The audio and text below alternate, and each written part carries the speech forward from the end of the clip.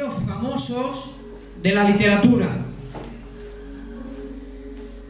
de los libros más vendidos de todos los tiempos, como puede ser El Quijote, de Don Quijote de la Mancha, es uno de los 3 libros más vendidos de todos los tiempos.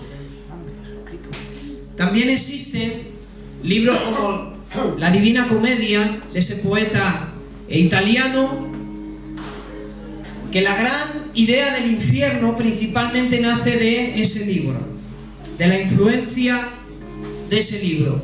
Ha pasado a la historia y ha habido obras literarias que se han vendido por millares y millares, como son los escritos de William Shakespeare. Hamlet de William Shakespeare era donde se decía ser o no ser, esa es la cuestión. Ese libro que ha pasado a la historia. Libros de gente ciega, como por ejemplo fue John Milton. John Milton fue un estudiante ciego, el cual habló acerca del Edén, del paraíso perdido, y cómo una persona ciega tenía una imaginación tan increíble de hablarnos de cosas así. Pero a lo largo de la historia también hay libros que los han divinizado, libros que a raíz de ellos han salido una religión. Puede ser el Corán de los islamí, o el Corán del Islam, ¿no? Los musulmanes tienen el Islam o el Corán como un libro sagrado, y ese libro, el cual enseña y fomenta violencia y no se ve amor por ningún lado. Pero ha pasado a la historia y hay una religión muy grande en todo el mundo basado en ese libro. Los chinos, por ejemplo, tienen también sus libros, los cuales han fundado una religión. Incluso muchos países, pobres todos, como son la India y todos sus alrededores, que ellos creen en el budismo. El príncipe Buda era un príncipe. Buda era un príncipe que toda su juventud él intentó buscar la verdad. Él tenía una ansia por buscar la verdad. Se hizo vegetariano, él no comía carne, y llegó un momento, mira cómo era la crianza, criaron a Buda dentro de como era un príncipe, dentro de un palacio, nunca había salido al exterior, no conocía lo que era el exterior, fuera de palacio él no conocía otra vida. A los 16 años se le escapa en busca de la verdad. Terminó un hombre vegetariano, terminó muriendo por comer carne. Y murió con 100 y pico kilos y terminó diciendo: busquen la verdad. Ninguno, ni Mahoma, ni Buda, ni ningún filósofo, ni ningún pensador, nadie jamás se atrevió a decir lo que Jesús dijo. Hubo un hombre llamado Jesús que se atrevía a decir estas palabras. Juan 14:6. Jesús dijo: yo soy el camino, la verdad y la vida. Amén. Había habido 4000 años de historia antes que él dijera estas palabras. Y 2000 años más para adelante nadie, por muy importante, rico, inteligente, sabio, por mucha influencia que haya tenido, nadie se atrevió a decir jamás: yo soy el camino, yo soy la verdad y yo soy la vida. Y en base a estas palabras, cualquiera puede estudiar a Jesús. Y para estudiar a Jesús, no solamente necesitan la Biblia, porque si solamente encontraras a Jesús en la Biblia, pues habría un límite. Pero podemos demostrar la existencia de Jesús a lo largo de muchas cosas. Mira, número 1. Jesús existió, y te lo pueden decir los mismos ateos cuando le preguntan la hora. A un ateo es alguien que cree que Dios no existe, que Jesús no existió, por lo tanto toda la Biblia es falsa. Pero si a un ateo, alguien que cree que Dios no existe, le preguntas: ¿me puedes decir la hora? Imaginaros que me preguntáis la hora, yo digo: bueno, son las 8:48 de la tarde. Muy bien, ¿de qué día? ¿De qué? Hoy es 13 de diciembre de 2015. ¿Por qué sabemos que es 13 de diciembre de 2015? ¿desde dónde se cuentan los años? Y un ateo empieza a pensar y dice, desde el nacimiento de Jesús. Pero no me has dicho que Jesús no existe. Entonces Jesús es el único personaje de todos los tiempos que dividió la historia en dos. Todos los libros de historia tienen que mencionarle y decir antes de Cristo y después de Cristo. Cristo, en su venida a esta tierra, influyó tanto en la mente de los seres humanos, influyó tanto en la tierra, que es el único personaje que ha dividido la historia en dos. No ha habido antes y después de Buda, antes o después de Mahoma, antes y después de cualquier rey, pero sí hay algo antes y después de Cristo. Amén. Cristo es el único personaje que dividió la historia en dos. Amén. Por lo tanto, en los libros de historia ya tenemos una evidencia de la existencia de Jesús. Amén. Pero sin hablar de Jesús y hablando de sus seguidores, como por ejemplo fueron los apóstoles, Jesús escogió a 70 personas para predicar el evangelio, y de esos 70 tenía un grupo de 12 íntimos que le acompañaron a lo largo de sus ministerios o de su obra para predicar la tierra. Estudiando la vida de estas personas, y no hablo de Jesús, sino hablo de otras personas, esas personas, sus seguidores, son una prueba de que Jesús existió y de que todo lo que él dijo era cierto. Porque, por ejemplo, aquí en España, con decir España, ya tenemos una evidencia de la existencia de Jesús. ¿Por qué? Porque en España está Santiago de Compostela. ¿Y por qué lo llaman Santiago de Compostela? ¿De dónde te crees que viene el camino de Santiago? Pues de un seguidor de Cristo, que fue desde el más remoto oriente hasta llegar hasta el mismo España. Toda esa obra que hizo, todo ese camino que realizó predicando el evangelio, es decir, el camino de Santiago ya es una evidencia de que Jesús existió.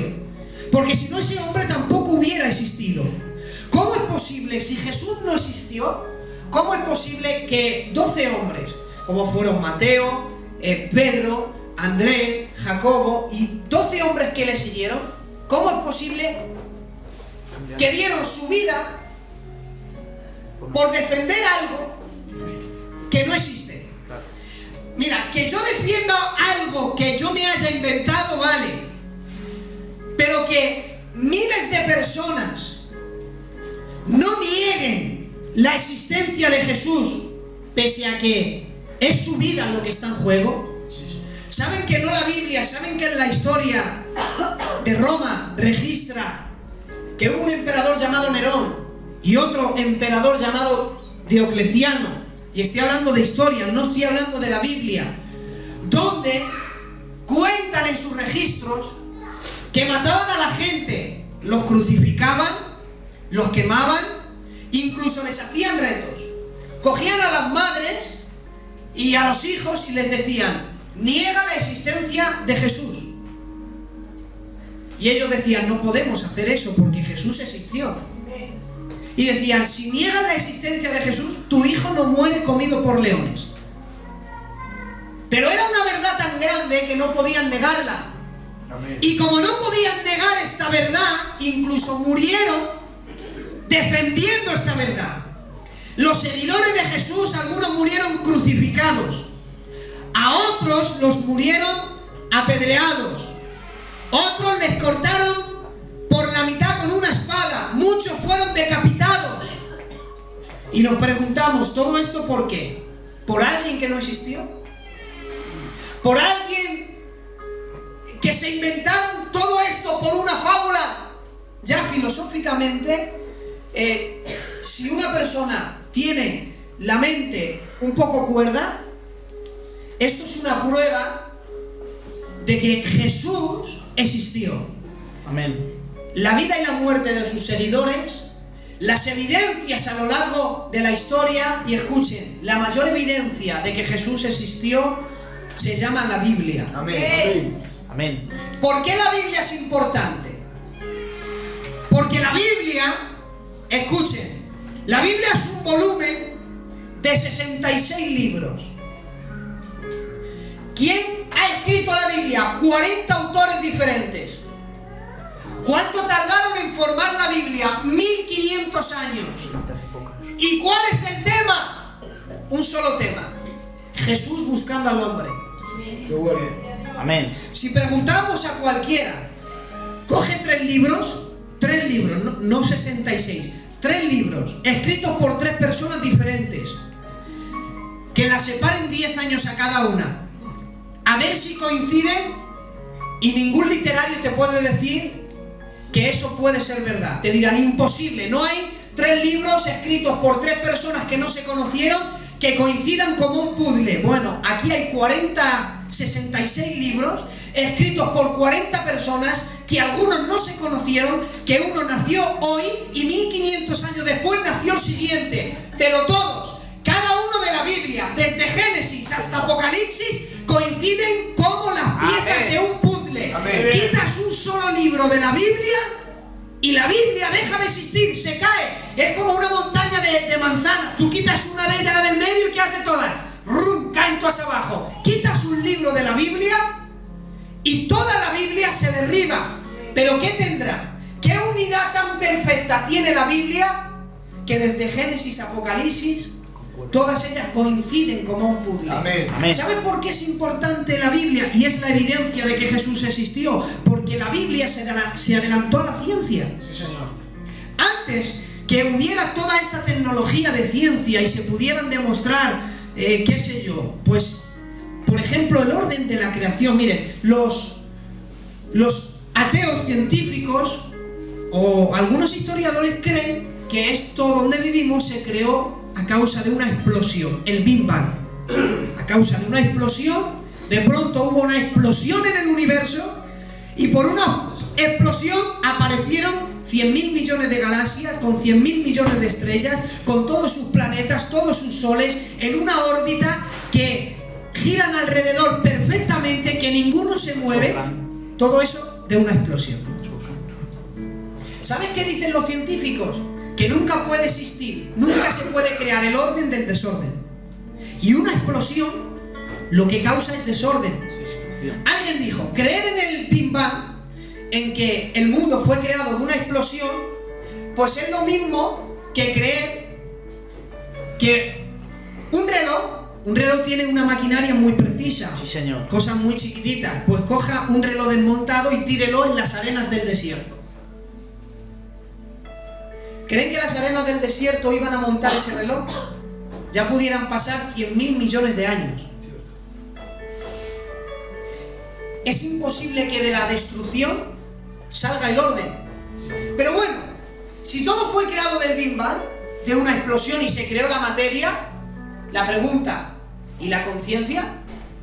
Porque la conciencia no es materia. Claro. Incluso hasta los indios o la gente. Yo un día vi en la televisión que sobrevolaron sobre el Amazonas un helicóptero y había unos indios que tiraron flechas. Yo qué sé, se pensarían que era un dios raro o alguien, porque eran gente que nunca había visto la civilización. Gente que nunca ha visto la civilización sabe que robar es malo. Sabe que quitar la mujer a su prójimo es malo. Amén. Sabe que asesinar es malo. La pregunta: ¿de dónde viene todo eso? ¿De dónde te viene el que a las 2 de la mañana estés con el coche, saltes el semáforo en rojo y aunque no hay nadie, te acusa y te dice algo aquí y te dice: no está bien lo que has hecho? ¿De dónde ha nacido la conciencia? Porque la conciencia no es materia. Por eso, aunque los ateos quieran decir que todo ha sido creado de una explosión, si se ha creado la materia, la conciencia es imposible que se cree, porque la conciencia no es materia. Sin embargo, aquí tenemos un escrito donde dice que Dios, quien nos creó, ha puesto dentro de nuestras vidas unas leyes morales, y cada uno sabemos lo que es bueno y lo que es malo. ¿De dónde nace eso? Eso no puede nacer de la nada. Escuchen, si andas con un hindú, te dirá que el mundo, el planeta donde vivimos, lo sostienen unos elefantes, y que cuando caminan demasiado rápido, el mundo se mueve y se forman terremotos.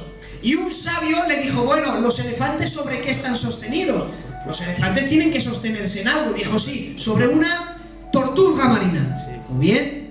¿Y la tortuga sobre qué se sostiene? La tortuga sobre una serpiente muy grande en el universo. Muy bien, ¿y el universo sobre qué se sostiene? No lo sabemos. Los griegos, que eran los número uno en filosofía y en pensamiento, te dicen que el mundo estaba sostenido sobre un titán, ¿verdad? O sobre las espaldas de Hércules. ¿Lo habéis visto? Un atlas mundial, está así. Y está el mundo sostenido. ¿Por qué creían los griegos que el mundo tenía que estar sostenido sobre algo? Porque si no se caía. Hay más. Hace 500 años, y no hablamos mucho, 1492, cuando Colón descubrió América, se creía que el mundo era plano. Sí, señor. Que iba a llegar un punto donde iba a haber un vacío. Se creían que el mundo era una explanada. Y hablamos del año 1492. Si hubieran leído la Biblia y hubieran encontrado un texto que hay en Job, Job fue un hombre que vivió hace 4000 años y que escribió estas palabras: Dios cuelga la tierra sobre nada. 4000 años antes que la gente dijera que la sostenían elefantes, que la sostenía un hombre muy grande, que era plano, 4000 años antes, Dios se adelantó diciendo: no, la tierra no está sujeta a la nada. Escuchen, según la ciencia, todo lo que se mueve tiene un final.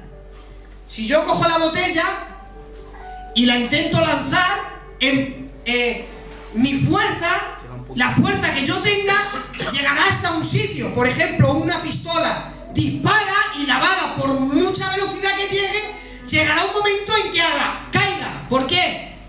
Porque según la fuerza que se le aplique a algo, llegará hasta esa distancia. La pregunta es: ¿por qué el mundo no ha dejado de girar? Gloria a Dios. Sí, Señor. Amén. Si según la ciencia todo se tiene que parar, pues hubo alguien que giró la tierra tan fuerte que todavía no ha parado de girar. Gloria a Dios. Y eso no ha podido ser ningún hombre.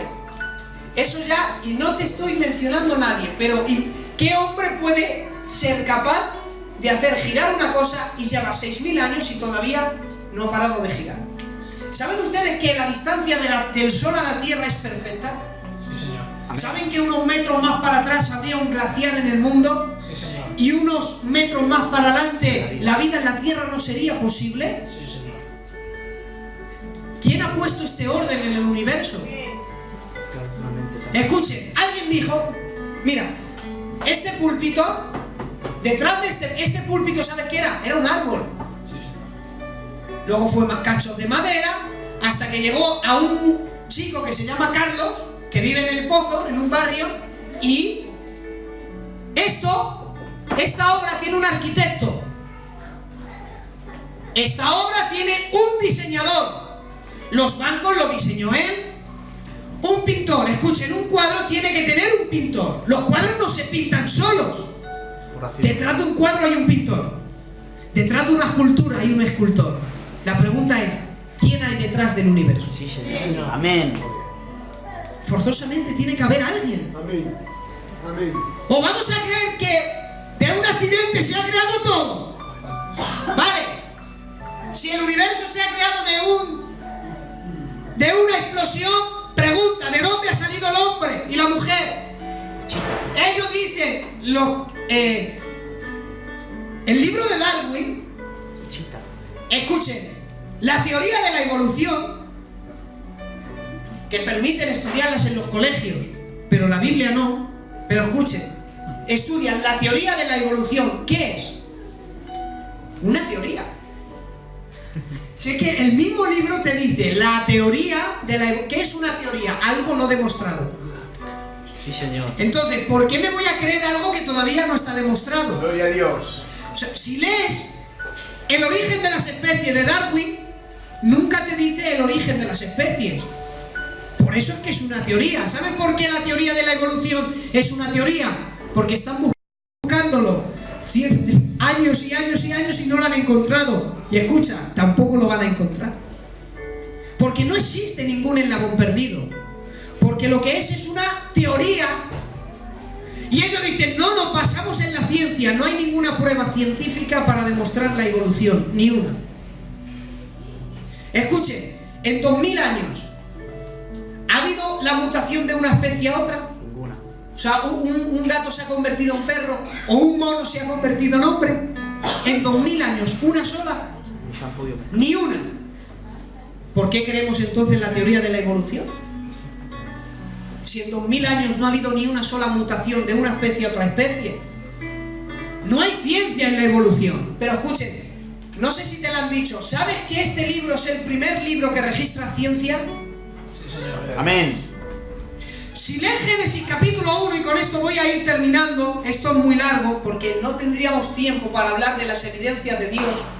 Génesis capítulo 1, el orden de la creación. ¿Sabes quién escribió Génesis? Génesis es una palabra hebrea que significa Bereshit, principio o orígenes.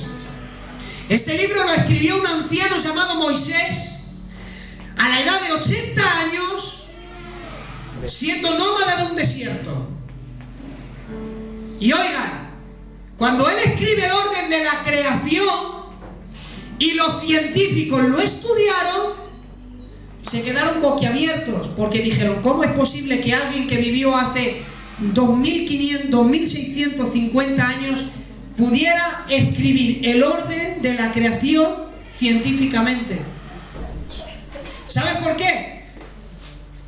Porque el hombre fue creado el último.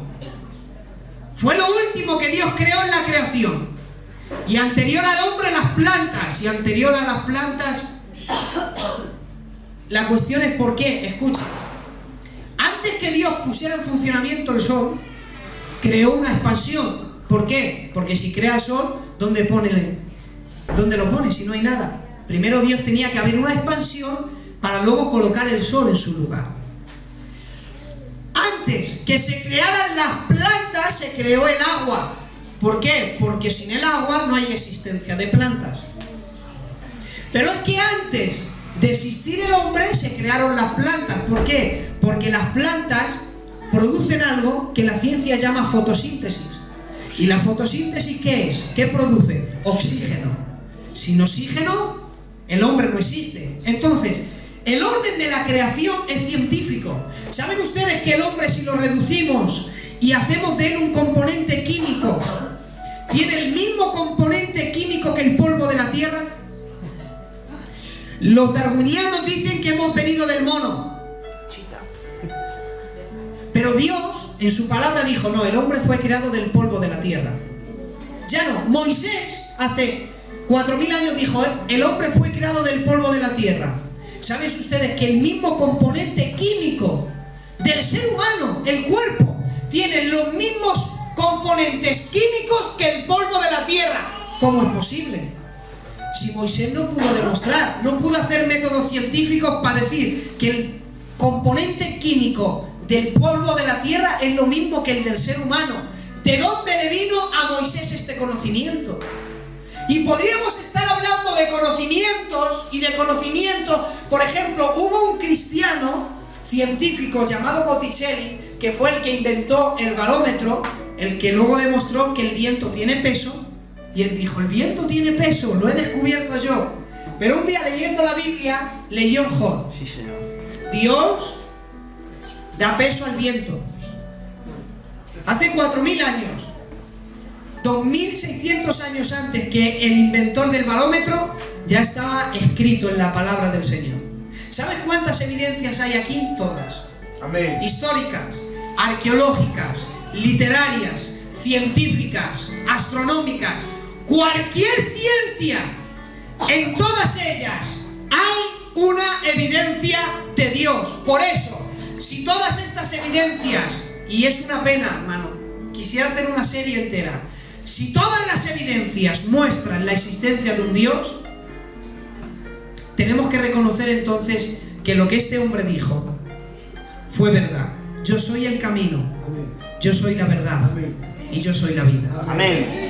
Y termino con la anécdota que ha contado Josué, que algunos no la han escuchado porque han entrado tarde. Un maquinista se llevó un día a su hijo al trabajo y estando en el trabajo le dijo: mueve aquella piedra que unía los raíles del tren, tenía que cambiarlos. El niño fue a mover la piedra, pero la piedra no se movía bien. Entonces el niño tenía que hacer esfuerzo y no podía, estaba encajada. El maquinista veía que venía un tren a alta velocidad, iba a matar a su hijo. Él no tenía tiempo de salir de la cabina, ir a por su hijo, volver y cambiar las vías del tren. No podía, tenía que tomar una decisión. Este hombre no quería perder la vida de su hijo, entonces empezó a dar voces a su hijo, grandes voces, pero su hijo no escuchaba. Un niño inocente jugando con una piedra, intentando quitarla de las vías del tren y no podía. Y este hombre tenía que tomar una decisión. O salía, salvaba la vida de su hijo, pero el tren iba a descarrilar, iba a causar un accidente, iba a haber miles de muertos. O de lo contrario, no salvaba la vida de su hijo y sacrificaba a su hijo por gente que no conocía. Quizás en el tren había pederastas, asesinos, delincuentes, gente que no merecía, que por su vida ha perdido el derecho a vivir. Quizás había gente así en aquel tren. Pero este hombre tomó la decisión de sacrificar la vida de su hijo para salvar a gente que no conocía. Gente que quizás era buena y otros que seguramente habían perdido el derecho a la vida. Y la historia cuenta que sacrificó la vida de su hijo. Termina la historia con este hombre de rodillas, llorando y todo el mundo pasando a su alrededor y nadie le agradeció. Gracias porque has sacrificado la vida de tu hijo para salvar mi vida. Oigan, la Biblia dice que por cuanto todos pecamos, todos estamos destituidos de la gloria de Dios. Y oigan, Dios no condena a nadie por el pecado de Adán. Porque por cuanto todos pecamos, Dios no te va a juzgar por ese pecado. Dios juzgará a cada uno por su propio pecado. Dios no me condena a mí por lo que hizo Adán. Dios condena a cada uno por su propio pecado. Por cuanto todos pecaron, todos estábamos destituidos. El destino de los hombres y las mujeres eran un tormento eterno. Pero hubo alguien que en Juan 3:16 dice: de tal manera amó Dios al mundo que dio a su hijo. Hubo alguien que entregó a su hijo por amor a tu persona. Quizás hay gente aquí que se merezca vivir y otros que vivan muy pecadores. Dios dice: no, yo lo he entregado por todos, como decía Josué, porque el amor de Dios hacia el ser humano es infinito, es sin medida. Amén. Y habiendo hecho tal grande sacrificio, ¿no quedarás en un momento, quizás ahora no, pero a lo mejor esta noche antes de dormir, no quedarás meditar en esa gran obra y decirle: ¿sabes qué? Nunca me había parado a agradecerte lo que tú has hecho por mí. Nunca había parado a pensar que gracias a que tú sacrificaste a tu hijo, hoy yo tengo una oportunidad de vivir. Quizás nunca te lo has preguntado. Piénsalo esta noche. Amén. Que no acabe el día sin pensar: gracias a un sacrificio, hoy yo tengo la oportunidad de vivir. Gracias a que murió alguien que existió, que hay pruebas científicas y de todas, de cualquier índole, histórica, astronómica, cualquier índole. Gracias a que la Biblia es una evidencia, que la vida de los seguidores de Cristo son una evidencia, y de que Cristo ha cambiado la vida de hombres, mujeres, niños, convierte a drogadictos en predicadores, alcohólicos los convierte en gente sobria, hogares destruidos los restaura, matrimonios a punto de divorciarse los une. Eso es lo único que te puede ofrecer Jesús. Inclina tu rostro ahí donde estás. Te damos gracias, Señor, en esta tarde por la oportunidad que nos has dado de poder haber escuchado las evidencias de la existencia de un Dios, Jesucristo. Gracias porque de tal manera nos amaste que has entregado a tu Hijo para que todos aquellos que en ti creamos no nos perdamos, sino que tengamos la vida eterna. Y esta es la vida eterna, que te conozcan a ti, a Jesucristo, a quien tú has enviado. Gracias por cada uno de los que aquí hay. Gracias por la vida de Miguel y de su esposa Mireya. Gracias. Tan felices, Señor, y te agradecemos que ellos hayan podido compartir un culto con nosotros y hayan podido oír el mensaje de tu palabra. Gracias, en el maravilloso nombre de Jesús. Amén. ¿Qué tal si das un aplauso a Dios esta tarde?